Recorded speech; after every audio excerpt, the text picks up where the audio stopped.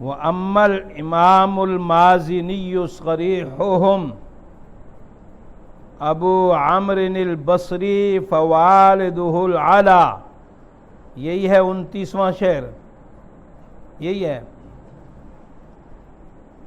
اور بہر کیف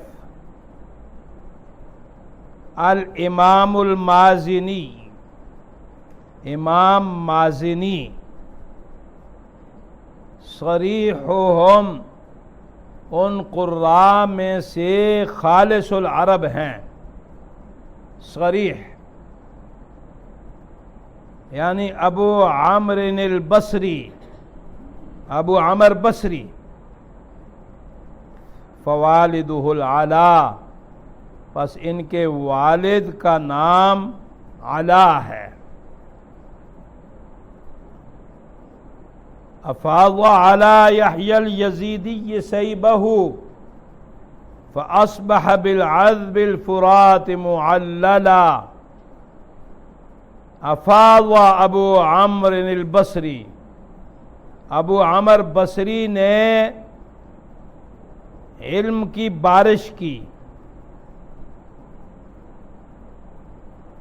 یہ افاضہ میں جو ضمیر ہے بصری، ابو عمر بصری کی طرف لوٹ رہی ہے. علم کی بارش برسائی، افاضہ نچھاور کی برسائی. علی یحیی الیزیدی،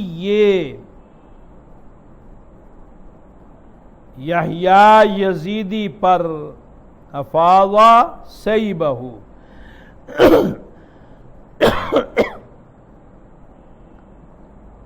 علم کی بارش کو برسایا. سیب بارش. فاصبح بالعذب الفرات، فاصبح یحیی الیزیدی، پس یحییٰ یزیدی ہوگے. معللا، معلل سیراب.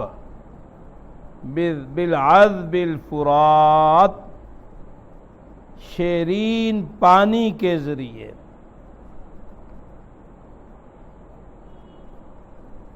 یعنی یحییٰ یزیدی جو ہے ابو عمر بصری کے شاگرد ہیں بلا واسطہ. آگے پھر فرماتے ہیں ابو عمر الدوری، ابو عمر الدوری وصالحہم ابو شعیب هو السوسی عنہ تنقلا یتقبلا. آپ کی کتابوں میں کیا ہے؟ تقبلا، تنقلا. بعض کتابوں میں تقبلا ہے. ابو عمر بصری یہ ایک راوی ہیں ان کے، اور دوسرے راوی صالح ابو شعیب جن کا لقب سوسی ہے. ابو عمر کا لقب دوری، یہ دور کے وہاں رہنے والے، اور یہ سوس کے. عنہ، یہ ضمیر راجع ہے یحییٰ یزیدی کی طرف. ان سے یعنی کس سے؟ یحییٰ یزیدی سے. تنقلا، قرات کو نقل کیا، روایت کیا ہے. تقبلا، قرات کو قبول کیا ہے، حاصل کیا ہے.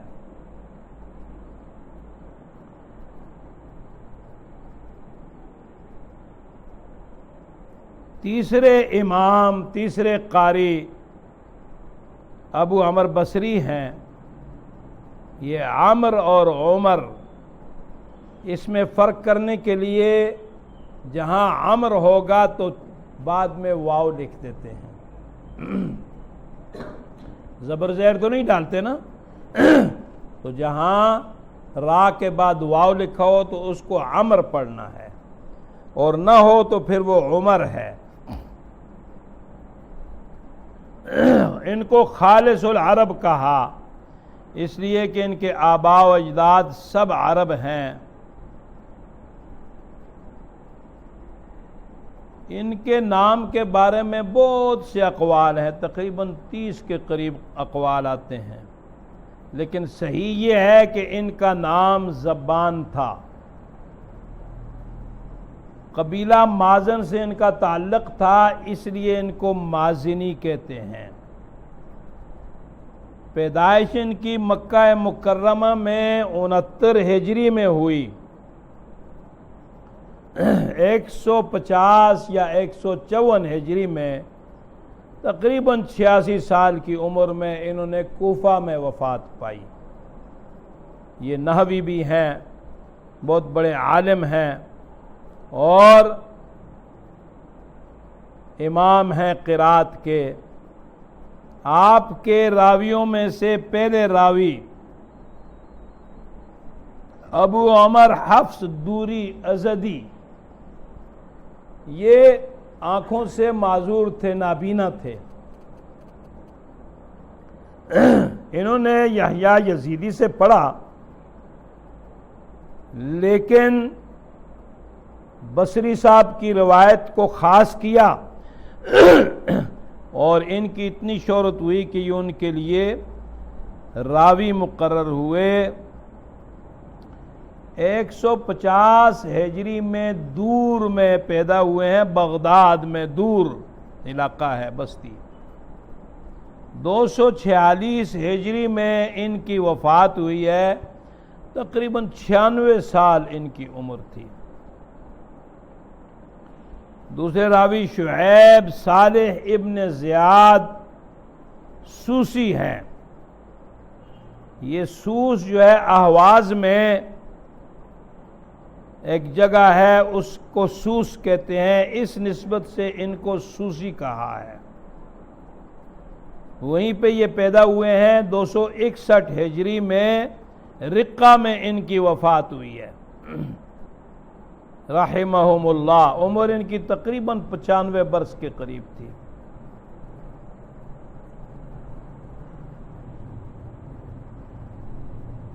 یہ یزیدی جو ہیں یہ بہت بڑے عالم تھے، بہت بڑے مقری تھے۔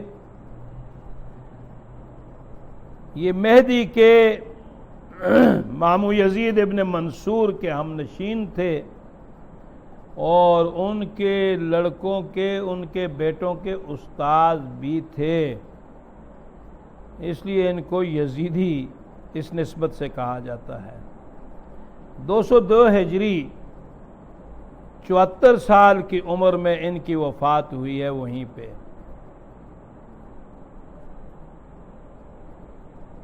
اشعار کی نحو عربیت کے بارے میں اما جو ہے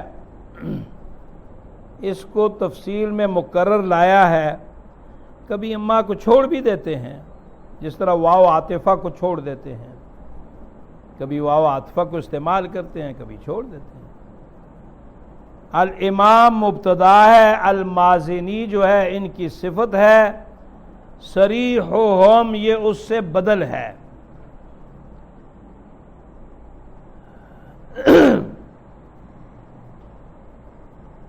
اور ابو عامر امام سے عطف بیان ہے، یعنی ابو عمر بصری۔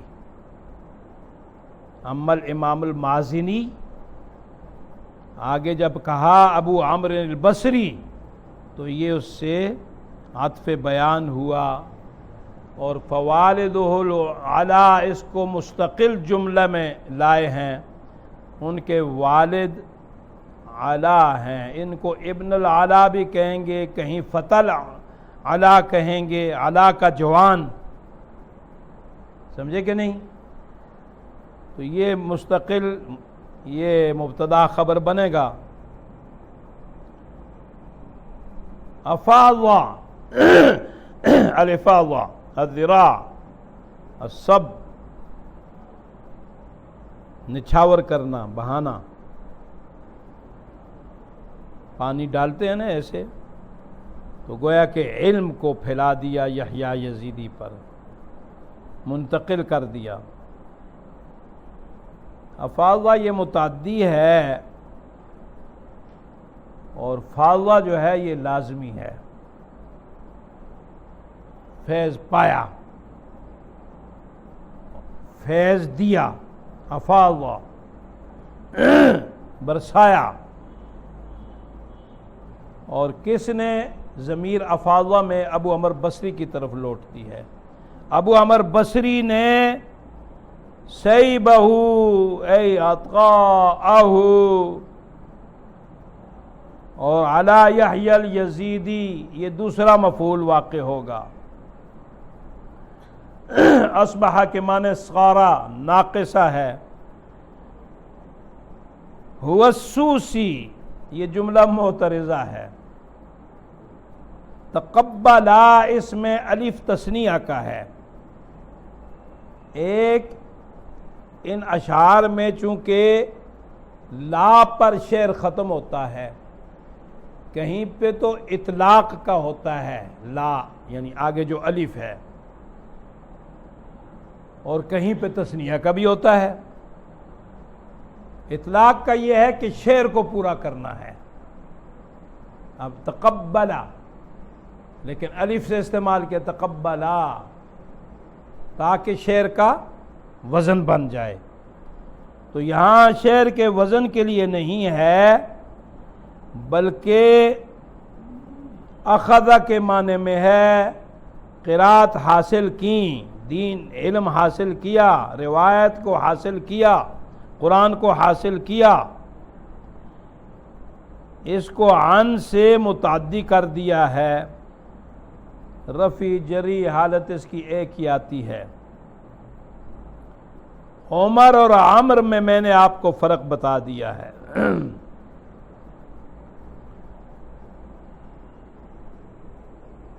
یہ جو میں نے کہا نا تثنیہ کا الف، تقبلا ہو یا تنقلا ہو، تنقل نقل کرنا، روایت کرنا، تقبل اخذ کرنا، حاصل کرنا. تو الف جو تثنیہ کا ہے یہ دونوں راویوں کی طرف لوٹ رہا ہے. ابو عمر دوری اور ابو شعیب سوسی، ان دونوں نے یحییٰ یزیدی سے قرات حاصل کی یا قرات کو نقل کیا، اور راوی مشہور ہوئے ابو عمر بصری کے. وَأَمَّا دِمَشْقُ الشَّامِ دَارُ بْنُ عَامِرٍ فَتِلْكَ بِعَبْدِ اللَّهِ طَابَتْ مُحَلَّلًا. شام کا دمشق، ملک شام کا دمشق بھی کہتے ہیں، دمشق بھی کہتے ہیں.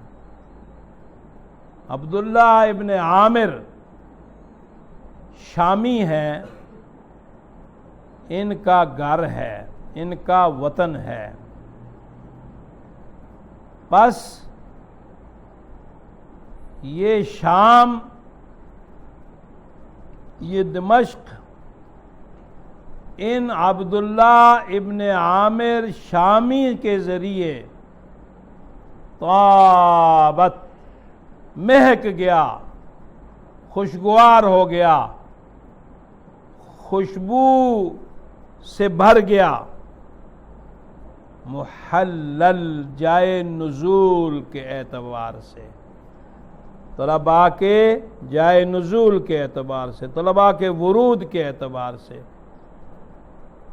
اب ابن عامر شامی کی وجہ سے دور دراز سے قرات کو، قرآن کو سیکھنے کے لیے لوگ شام پہنچنا شروع ہوئے.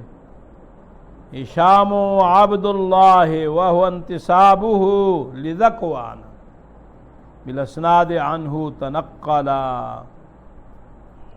ہشام اور دوسرے راوی عبداللہ، وَهُوَ انتسابُهُ، ان کی نسبت ہے لذکوان، ذکوان کی طرف. ان کو ابن ذکوان بھی کہتے ہیں. نام ان کا عبداللہ. میں تشریح کرتا ہوں، مزید بتاتا ہوں، ترجمہ آپ سمجھ لیں.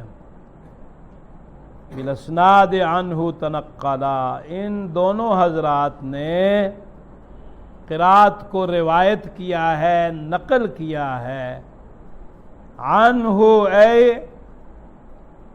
عن عبداللہ ابن عامر شامی، عبداللہ ابن عامر شامی سے قرات کو روایت کیا ہے، نقل کیا ہے۔ یہ شام کے بہت بڑے قاری تھے، عبد الملک ان کے پیچھے نماز پڑھا کرتے تھے۔ ان کی سند سب حضرات سے عالی سند ہے، صحابہ سے بھی انہوں نے پڑھا ہے۔ ابن عامر شامی 8 ہجری میں، اور دوسرا قول ہے کہ یہ 21 ہجری میں پیدا ہوئے ہیں۔ 8 ہجری میں اگر پیدا ہوئے ہیں تو نبی علیہ السلام کی حیات میں یہ پیدا ہوئے ہیں۔ یہ ابن عامر یحسبی ہیں، یحسبی ابن عمران جلیل القدر تابعی۔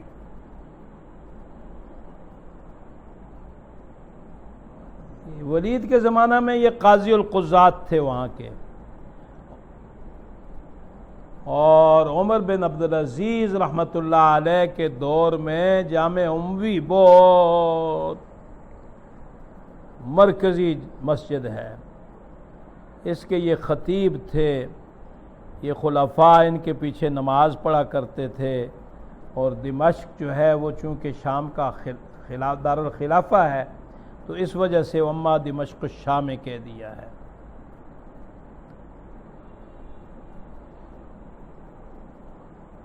میں نے کہا ان کی سند عالی ہے، انہوں نے حضرت ابو درداء رضی اللہ تعالی عنہ سے پڑھا ہے۔ میں اسکندریہ میں حضرت ابو درداء رضی اللہ تعالی عنہ کی قبر مبارک پہ حاضر ہوا ہوں، وہیں پھر قریب جو ہے امام بوسیری کی قبر ہے، اس پہ میں نے پھر کھڑے ہو کے قصیدہ بردہ شریف بھی پڑھا ہے۔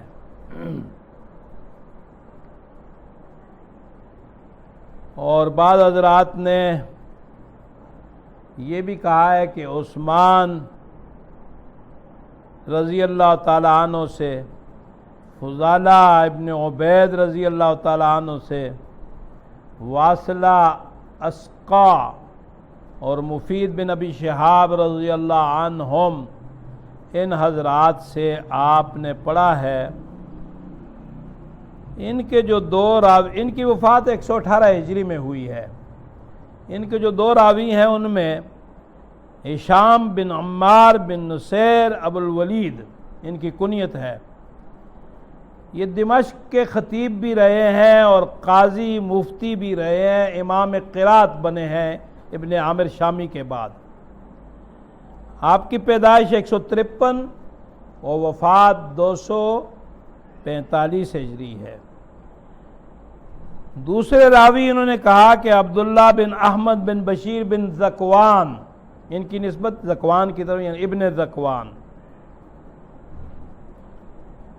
یہ جامع دمشق میں امام تھے، پنجگانہ نمازیں یہ پڑھایا کرتے تھے، اور وہاں کے شیخ القراء تھے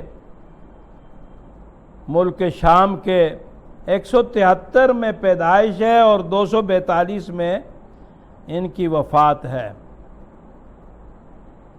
ہشام نے ابو العباس صدقہ بن خالد ابو محمد سویدی بن عبدالعزیز امام ابو الضحاک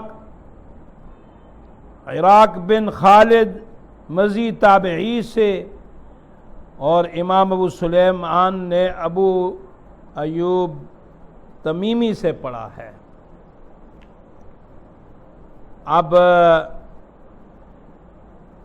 ان کے مابین اور ابن عامر شامی کے مابین واسطے ہیں۔ ان چاروں حضرات نے یحییٰ ابن حارث زماری سے، اور یحییٰ نے ابن عامر شامی سے۔ تو میں نے پہلے شروع میں بتایا تھا کہ بعض حضرات جو ہیں ان کے مابین 2 واسطے ہیں، بعض بلا واسطہ شاگرد ہیں، راوی ہیں، اور بعض کے مابین زیادہ واسطے ہیں۔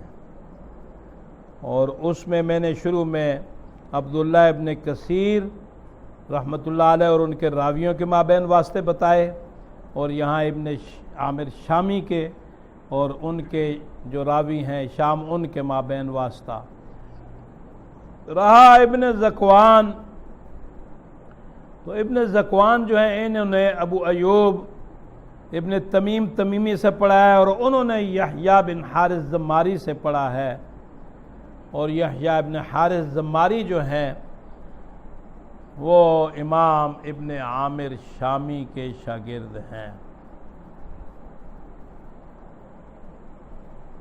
یہ جو دمشق شام کا ہے اضافت الخاص الی العام ہے، یعنی اضافت الخاص الی العام سے یہ اضافت بیانیہ ہے۔ میم پر فتحہ کسرہ، دمشق یہ مستعمل ہیں، تلکا سے دمشق کی طرف اشارہ ہے، اور محلل اس میں ظرف ہے یا یہ مصدر میمی ہے، طابت کے فاعل سے تمیز ہے، اے طاب للناس نزولها وهو انتصاب لذکوانا، یہ الگ ایک جملہ معترضہ کے طور پر اس کو لائے ہیں، اور نقل کرنا، تنقل، کسی سے تھوڑا تھوڑا اخذ کرنا اور روایت کرنا۔ بات سمجھ آئی؟ انہوں نے قرات کو، قرآن کو نقل کیا تو انہوں نے تھوڑا تھوڑا آگے بیان کیا۔ الف کو بھی یہاں اطلاق کا نہیں، میں نے پہلے بتا دیا تثنیہ کا ہے، اس لیے کہ سند جو ہے وہ دونوں راویوں اور امام کے مابین واسطے ہیں۔ تثنیہ کا الف ہشام ابن ذکوان دونوں کی طرف لوٹ رہا ہے، ضمیر جو ہے۔ آگے فرماتے ہیں بالکوفۃ الغراء منہم ثلاثۃ اذاعوا فقد ضاعت شذا وقرنفلا فاما ابو بکر وعاصم اسمه فشعبۃ راویہ المبرز افضلا وذاک ابن عیاش ابو بکر الرضا وحفص وبالاتقان کان مفضلا۔ اور روشن کوفہ میں، وبالکوفۃ الغراء روشن، منہم ثلاثۃ ان ائمہ قرات میں سے 3 امام ہیں۔ شاطبیہ کے طریق سے تو 3 امام ہوئے، اور طیبہ میں انہوں نے امام خلف کو، خلف العاشر، ان کو بھی مستقل امام، 10ویں امام مقرر کیا، تو اس اعتبار سے پھر کوفہ میں 4 ائمہ ہو گئے۔ لیکن چونکہ شاطبیہ ہم پڑھ رہے ہیں تو اس اعتبار سے کوفہ میں 3 امام ہیں جنہوں نے اذاعوا، اذاعت پھیلا دیا، جنہوں نے پھیلا دیا قرات کے علم کو، فقد ضاعت پس مہک گیا وہ کوفہ، ضاعت الکوفہ مہک جانا، خوشبو شو، مہک کا متبادل لفظ آپ کے پاس پشتو میں نہیں ہوگا، ہیں کہ ہے چاپیرا چی خوشبو ایشی کا نا بیوائی چی دا ہو دا زی مہک جی خوشبو زدہ شو فارسی شذن و قرنفلا،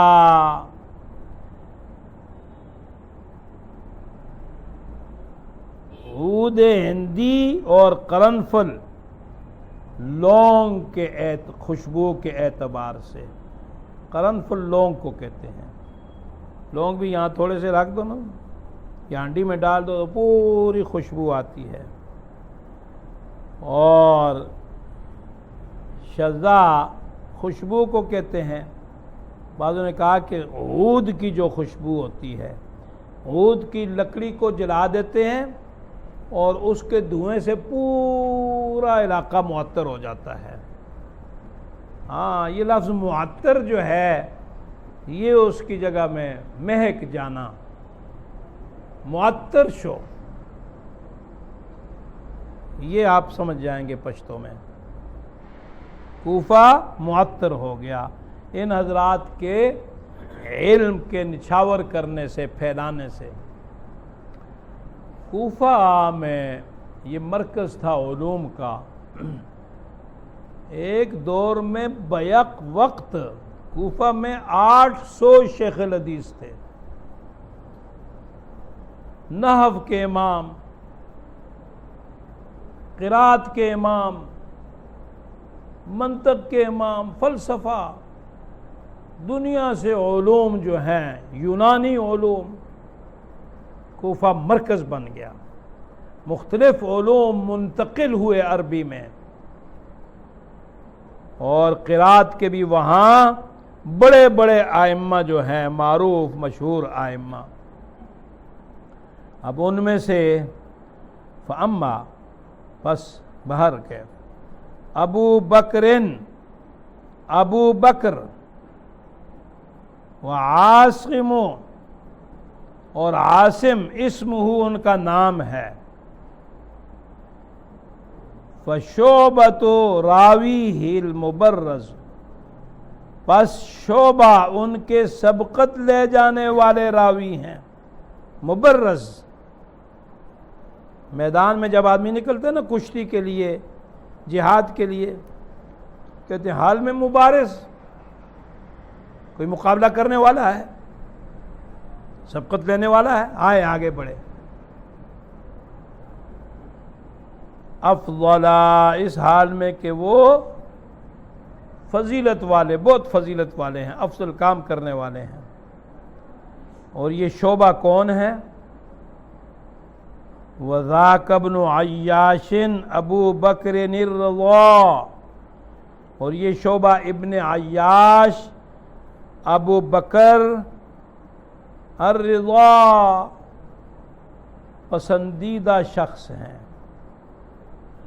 وہ حفص، اور دوسرے راوی حفص ہیں. وہ بالاتقان کان مفضلا، اور یہ امام حفص جو ہے یہ اتقان میں، ضبط میں شعبہ پر فضیلت دیے گئے ہیں، یا ان کو بہت زیادہ فضیلت ہے. قوی الحافظہ، 7 امام قرات میں سے 3 حضرات کو یہاں کہا کہ کوفہ کے امام ہیں. ان میں سے پہلے امام عاصم رحمۃ اللہ علیہ کو بیان کیا کہ یہ 5ویں امام قرات ہیں. عاصم بن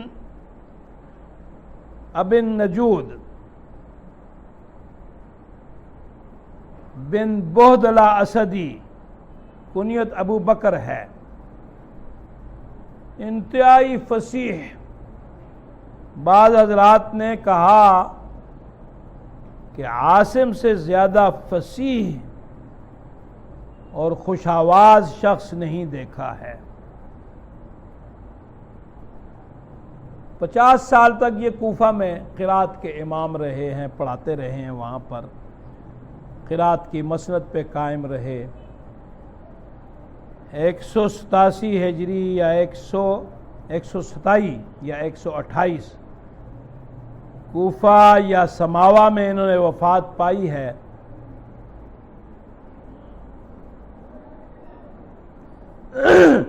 وفات کے وقت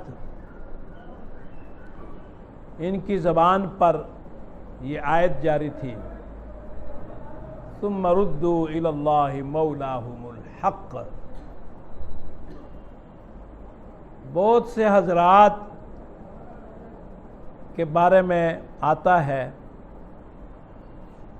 ابھی قریب میں بعض ہمارے اساتذہ میں لوگ گزرے ہیں، وفات کے وقت ان کی کیفیات جو بیان کی ہیں وہ قرآن سے تعلق کی بنا پر عجیب و غریب تھیں۔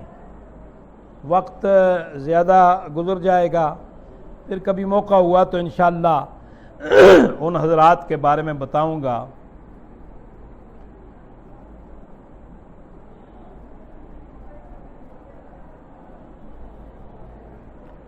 ان کے ایک راوی تو ابو بکر شعبہ بن عیاش ہیں۔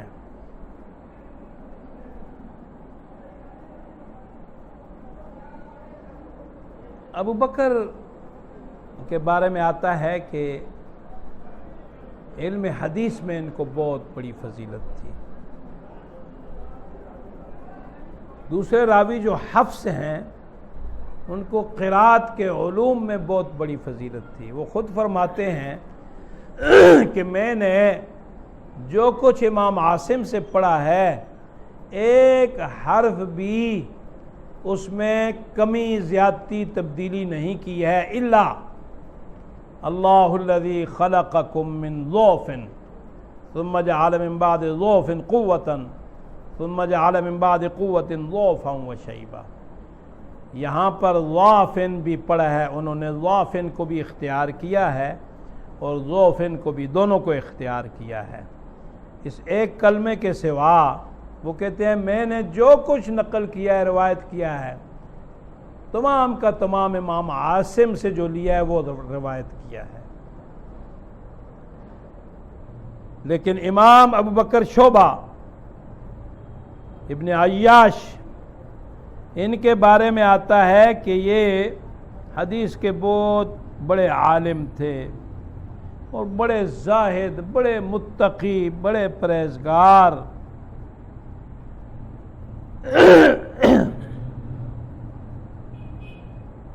وفات کے وقت بہن رو رہی تھی تو فرمایا کیوں روتی ہو؟ یہ جو کونا ہے گھر کا، یہ جو کونا ہے اس میں نے 18,000 قرآن مجید ختم کیے ہیں۔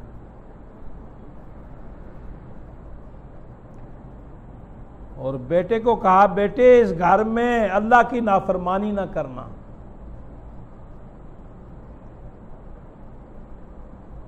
بہت ہی زیادہ عابد شخص۔ یہ 94 میں پیدائش ہے، 95 یا 94 میں، 193 میں، 98 یا 99 سال کی ان کی عمر تھی تو انہوں نے وفات پائی ہے۔ ابو عمر حفص بن سلیمان اسدی، ان کی 90 ہجری میں پیدائش ہے اور 90 سال کی عمر میں 180 ہجری میں انہوں نے بھی کوفہ ہی میں رحلت فرمائی ہے۔ عربی کے الفاظ میں لفظ ضاعت آیا ہے، ضمیر قرات کی طرف ہے، قرات کو پھیلا دیا۔ شذن و قرنفلن یہ اس سے تمیز ہے، ای ضاع شذاہا و قرنفلہا۔ اور فاما ابو بکر یہ مبتدا ہے اور عاصم اسمہ یہ خبر ہے۔ آگے فشعبۃ یہ پورا جملہ جو ہے اس کی خبر ہے۔ افضل حال یا تمیز واقع ہوگا، یعنی فاضل کی جگہ میں مبالغہ کے طور پر اس کو افضل کہا ہے۔ وحمزۃ ما ازکاہ من متورع اماما صبورا للقرآن مرتلا روا خلف عنہ وخلاد الذی رواہ سلیم متقنا ومحصلا۔ یہاں بھی فعل تعجب سے لائے ہیں. حمزہ مبتدا ہے اور امام حمزہ ان کی پاکیزگی کا کیا کہنا، معاذ کا کس قدر پاکیزہ ہیں. من متورعن، بہت زیادہ تورع و عاجزی اختیار کرنے والے، صابر امام اور قرآن کو ترتیل سے پڑھنے والے. روا خلف عنہ، ان سے خلف نے اور خلاد نے قرات کو روایت کیا ہے، مسائل قرات کو نقل کیا ہے، روایت کیا ہے. وہ جو رواہ سلیم، جو امام حمزہ سے سلیم نے جس چیز کو بیان کیا ہے، متقنا و محصلا، اس حال میں کہ جو بہت ہی مضبوط اور ثقہ راوی ہیں. اب یہ دوسرے امام ہیں کوفیین حضرات میں سے سیدنا امام حمزہ. امام حمزہ بہت بڑے عابد، قرآن کو ترتیل سے پڑھنے والے. ان کی قرات میں مدات جو ہے اس کی مقدار زیادہ ہے. باقی ائمہ کے ہاں متصل منفصل میں توسط، متصل میں توسط، منفصل میں توسط یا قصر ہے، لیکن امام حمزہ جو ہیں وہ متصل اور منفصل میں طول کرتے ہیں. ورش بھی طول پڑھتے ہیں اور امام حمزہ جو ہیں وہ بھی طول پڑھتے ہیں. لیکن ساتھ یہ بھی فرماتے ہیں، النشر میں آیا ہے کہ سیدنا امام حمزہ رحمۃ اللہ علیہ فرماتے تھے کہ اگر سفیدی چہرے میں زیادہ ہو جائے تو وہ حسن نہیں رہتا، وہ برس بن جاتی ہے، وہ پھر مرض ہے. اگر مدات کی جو اصل مقدار ہے ان کو اور زیادہ کر دیا جائے تو وہ قرات نہیں رہتی، عیب ہو جاتا ہے.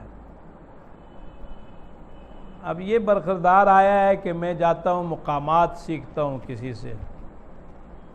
وہ مقامات والے کیا کرتے ہیں؟ مدوں کو کھینچتے ہیں وہ گھمانے کے لیے، لہجہ بنانے کے لیے. 5 الف آخری مقدار ہے طول کی. اب 5 الف سے 10 الف تک کھینچ لیتے ہیں اور یہ عیب ہے. خوش آوازی سے پڑھا جائے، لہجہ بن جائے، اچھی بات ہے. اس لیے کہ اقرأ القرآن بلحون العرب واصواتها، عربوں کے لحون میں، انداز میں، لہجوں میں پڑھو. بنیادی چیز صحت لفظی ہے، ہیئت نزولی کے مطابق پڑھنا، تجوید کے قواعد کے عین مطابق پڑھنا. اور خشوع و خضوع سے جب آدمی تلاوت کرتا ہے تو سب سے پہلے اس پر خود اثر ہوتا ہے. میں رات کو تہجد میں، اب تو نہیں پڑھ سکتا، پہلے میں 2 پارے پڑھ لیتا تھا تو مجھ پر خود اثر ہوتا تھا پڑھنے کا. تراویح میں سناتا تھا تو مجھ پہ خود اثر ہوتا تھا. تو سب سے پہلی بات تو خود پہ اثر ہو. پھر اگر سماعت والے ہیں تو اصحاب دل ہوں گے تو ان پر بھی اثر ہوگا، نہیں تو کانوں کی لذت ان کو حاصل ہوگی. لیکن یہ خیال کر کے کہ میں لہجے سے خوش آوازی سے پڑھوں گا تو لوگ واہ واہ کریں گے، ریاکاری دل میں پیدا ہو تو ریا شرک ہے، ایسا پڑھنا گناہ ہے۔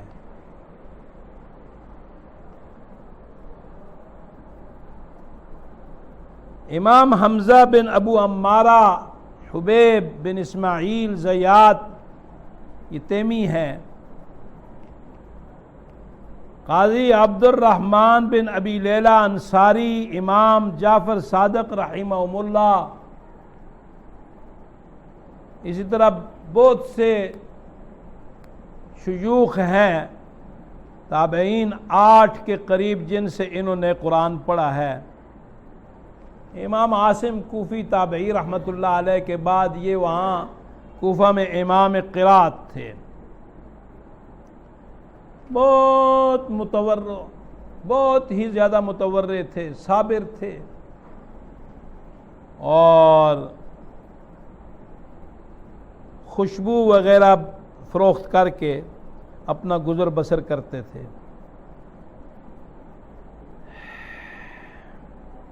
80 ہجری میں ان کی پیدائش، اور حلوان ہی میں 156 میں تقریباً 76 سال میں وفات پائی ہے۔ ابو محمد خلف بن ہشام بزاز، یہ بغداد میں 228 ہجری میں پیدا ہوئے یا 229 میں، نہ پیدا نہیں، 228 میں یا 229 میں ان کی وفات ہوئی ہے۔ دوسرے ابو عیسیٰ خلاد بن خالد شیبانی، سیرفی کوفی ہیں جن کی 220 ہجری میں کوفہ ہی میں وفات ہوئی ہے۔ ان حضرات نے ابو عیسیٰ سلیم بن عیسیٰ حنفی سے، اور سلیم نے سیدنا امام حمزہ رحمۃ اللہ علیہ سے قرات حاصل کی ہیں۔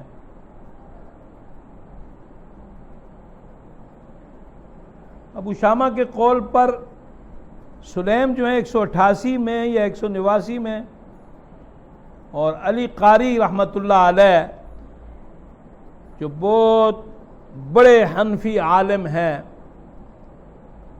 اور ہر علم پر ان کی کتابیں ہیں، حتیٰ کہ شاطبیہ کی شرح بھی انہوں نے لکھی ہے،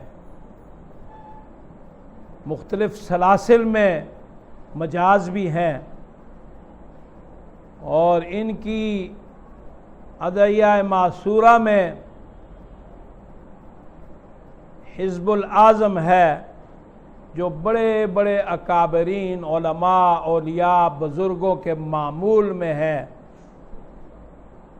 مولانا عبد الغفور مدنی رحمۃ اللہ علیہ نے اس کا ترجمہ بھی لکھا، پھر اس کو 29 پاروں میں تقسیم کر دیا کہ اگر ساری کوئی ورد نہیں رکھ سکتا تو ایک ایک پارہ پڑھ لیا کرے، ہفتے میں ایک دفعہ ختم کر لیا کرے، یا مہینے میں ختم کر لے، یا سال میں ان اورات کو پڑھ لے، اور یہ سارے تقریباً معصورہ ہیں، سنت سے مرتب کیے گئے ہیں۔ علی قاری رحمۃ اللہ علیہ فرماتے ہیں ان کی عمر 70 یا 82 سال، کوفہ میں انہوں نے سلیم نے وفات پائی۔ بہت بڑے عالم تھے، بہت جید عالم تھے، بہت بڑے قاری تھے۔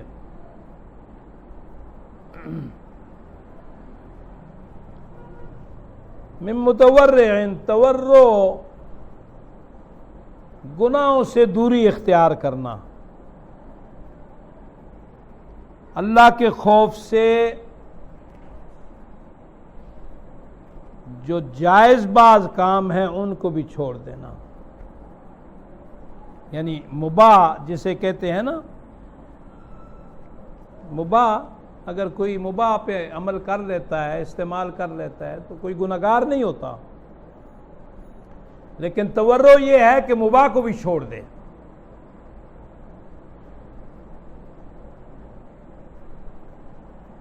میں نے بتایا کہ حمزہ مبتدا ہے، اور آگے دوسرے شعر میں روا خلفن جو ہے یہ اس کی خبر ہے، ما از کا یہ جملہ معترضہ ہے، اور یہ 4 اسم ہیں یہ سارے کے سارے حال واقع ہو رہے ہیں، آنی کے یہ مفعول ہیں، متقناً و محصلاً، یہ دونوں متقناً، یہ قاف اور صاد ان کے کسرہ سے یہ رواہ کا جو فاعل ہے سلیم، رواہ اس سے حال ہیں،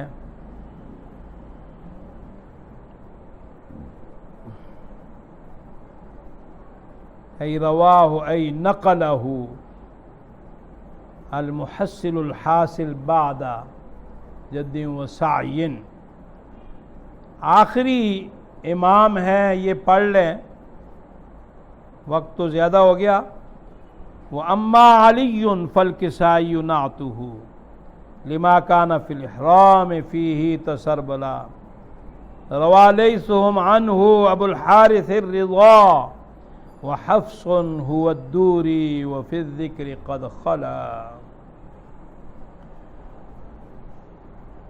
اور لیکن علی جو ہیں مبتدا بنا دیں، فَالْكِسَائِيُّ نَعْتُهُ، پس ان کا لقب، ان کی تعریف کسائی ہے۔ کسائی ان کو کیوں کہتے ہیں؟ لِمَا كَانَ فِي الْإِحْرَامِ، اس لیے کہ یہ احرام میں کمل اوڑھ لیا کرتے تھے، کمل پہنا کرتے تھے۔ بعضوں نے کہا کہ ہر وقت کمل میں رہتے تھے، کمل کا احرام ہوتا تھا ان کا۔ بعضوں نے کہا کہ جب احرام باندھتے تھے تو کمل میں باندھتے تھے۔ ان کسائی سے روا لیثہم عنہ، ای عن الکسائی، یہ لیث کون ہے؟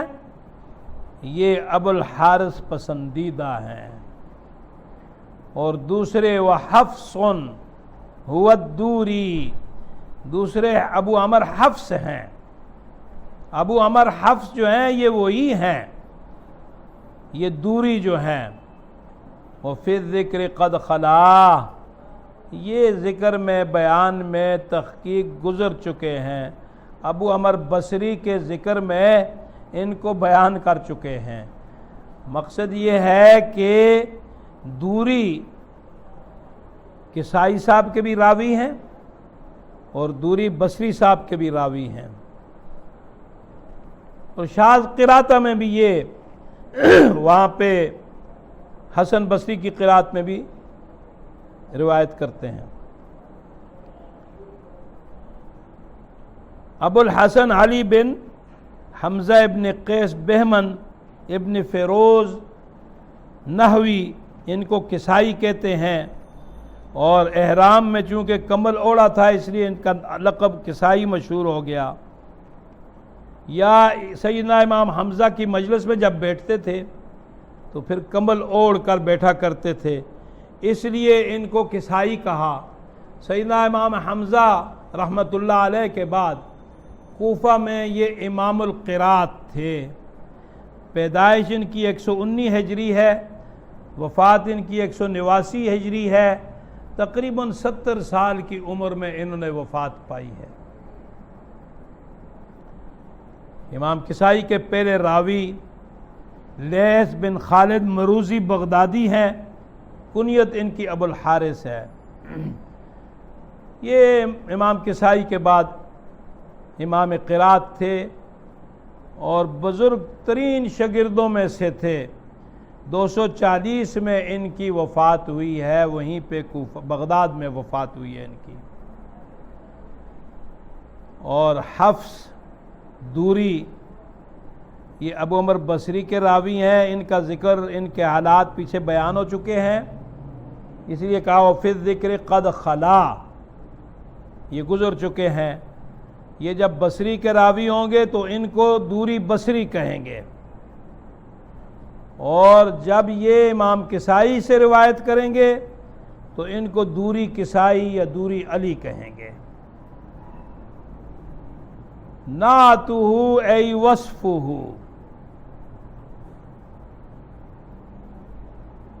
اور تسربل جو ہے یہ اس کی خبر بنے گی، کانا ناقصہ ہوگا، اور اگر کانا تامہ ہوگا تو پھر تسربلا یہ حال اس کی ضمیر سے بنے گا۔ تسربل سربال جو چیز پہنی جائے، قمیص پہنے، کوئی اور چیز پہنے، کمبل پہننا، تو تسربل کہتے ہیں اسے۔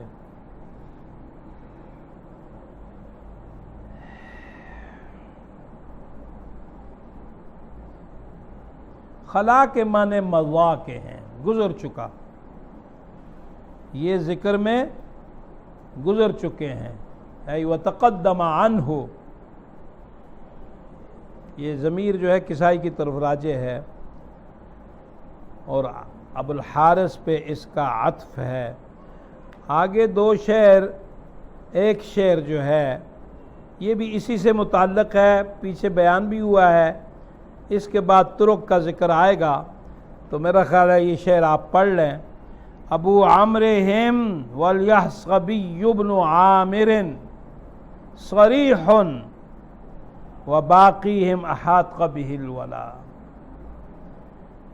ابو عمرہم، ہم ان قراء میں سے، ابو عمر بصری ان ائمہ سبع میں سے ابو عمر بصری، اور دوسرے یحصبی یعنی ابن عامر شامی، صریح، یہ دونوں خالص العرب ہیں، وباقیہم، اور ان قراء کا باقی مجموع، یہ دو خالص العرب ہوئے تو سبع میں سے باقی 5 رہ گئے۔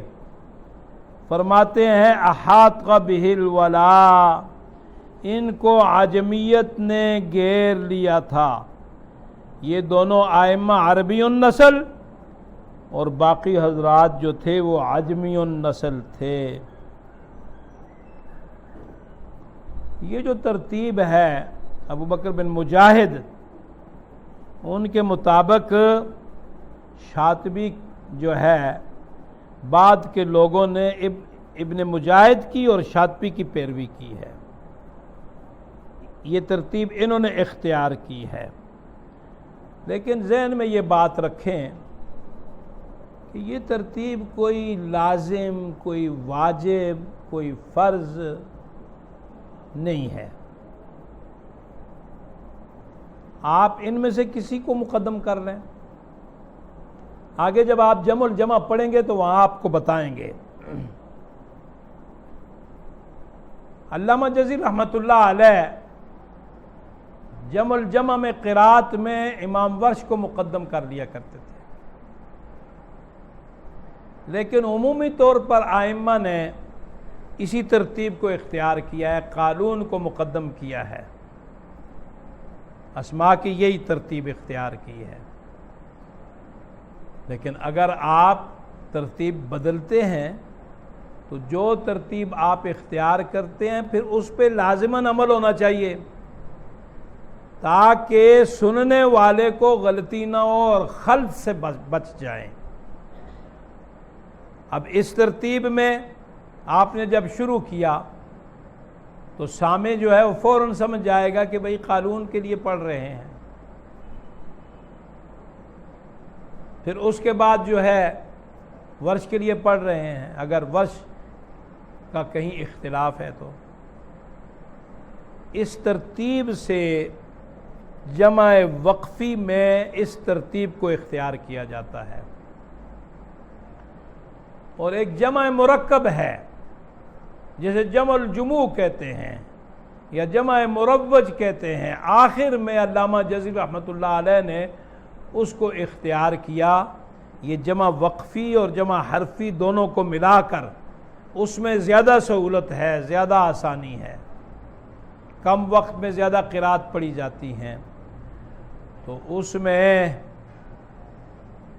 بھی اگر ایک کلمہ میں 2 قاری یا 3 قاریوں کا اختلاف جمع ہو گیا ہے تو پھر یہی اسماء کی ترتیب میں مقدم جو ہے اس کے لیے پہلے پڑھیں گے، اس کے بعد پھر دوسرے کے لیے، اس کے بعد تیسرے کے لیے۔ اور اگر ایک کلمے میں اختلاف نہیں ہے، مختلف جگہوں میں ہے، تو اس میں پھر وقف کے قریب والے اختلاف کو پہلے پڑھ لیتے ہیں۔ بہرحال یہ پھر آپ کو عملاً بتاؤں گا، لیکن یہ اتنا بتا دیا کہ یہ جو ترتیب بیان ہوئی ہے یہ کوئی لازمی اور ضروری نہیں ہے۔ ابو عمرو ہم یہ مبتدا ہے، والیحسبی عطف ہے اس پر اس کا، اور ابن عامر یحسبی سے بدل ہے، یہ عطف بیان ہے، اور اس کی خبر جو ہے وہ صریح آتی ہے۔ یہ لفظ جو ہے موالی، موالی کا استعمال یہ جو اہل عجم ہے ان کی اولاد پر ہوتا ہے،